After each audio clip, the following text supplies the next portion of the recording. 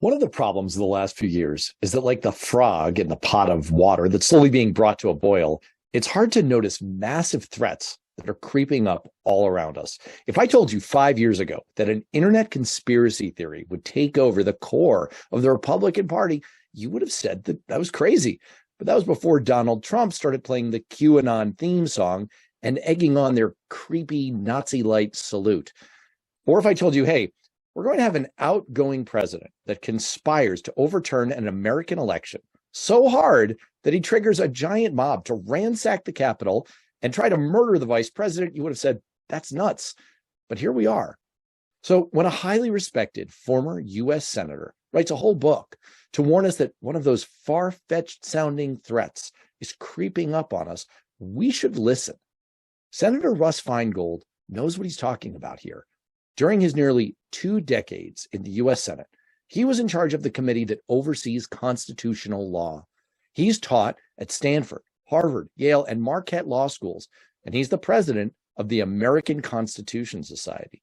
When he writes a book called The Constitution in Jeopardy, I'm paying attention. He and his co-author just came on my show, Beyond Politics, to talk to me and former Congressman Paul Hodes about exactly what he means. Right there in Article 5 in the Constitution, it's never been successfully employed, but it says that if 2/3 of the states, 34 states now, apply to have a constitutional convention, Congress is obligated to call that convention. We've got a situation right now where the right wing has been stealthily getting resolutions passed at the state level to trigger a new constitutional convention. They've been preparing for it. They've held mock practice conventions. They're ready to go. And because there are really no constitutional rules for this, it leaves a giant void that the right wing is hoping to exploit. And if we want to ask, what is it they want to do now with this void, this opportunity? We don't have to guess. One of the titles of one of our key chapters is What Trump and the Tea Party Couldn't Do. It's literally a quote from one of these folks. And Santorum refers to this opportunity as like having a hand grenade. You just have to pull the pin. What would they do if they succeed? The most right-wing stuff you can imagine. They would pass amendments that would severely curtail the power of the federal government to do many of the things it can already do, things like trying to fight COVID. They would severely restrict some of the powers of our administrative agencies, particularly ones like the Environmental Protection Agencies. You know, we talk about election subversion.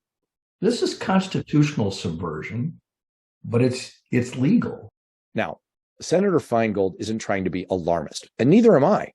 It's not like these people could just wave a wand, make the convention happen, enact a bunch of right-wing stuff, and suddenly, abracadabra, we have a brand new right-wing constitution. It's not quite as simple as that, but here's the point. Not only is that scenario on the table now, but even going down this road could lead us to a giant constitutional crisis. So all of a sudden, you could have this convention called that we think is based on phony math, as they used to say. And then all of a sudden it could be off to the races. And we may have a question of legitimacy in this country. Is that a legitimate process or isn't it? And there's really no way to resolve it, which is kind of stunning. And we're just a few months away from that reality staring us in the face. Make no mistake that, of course, the right wing actually does want to make this constitutional rewrite happen.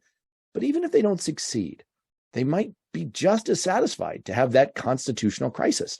They want the chaos. They want the confusion. They want the kind of instability that makes people crave an authoritarian type like Donald Trump, who promises that he can restore order and set things right. That's why this is so dangerous.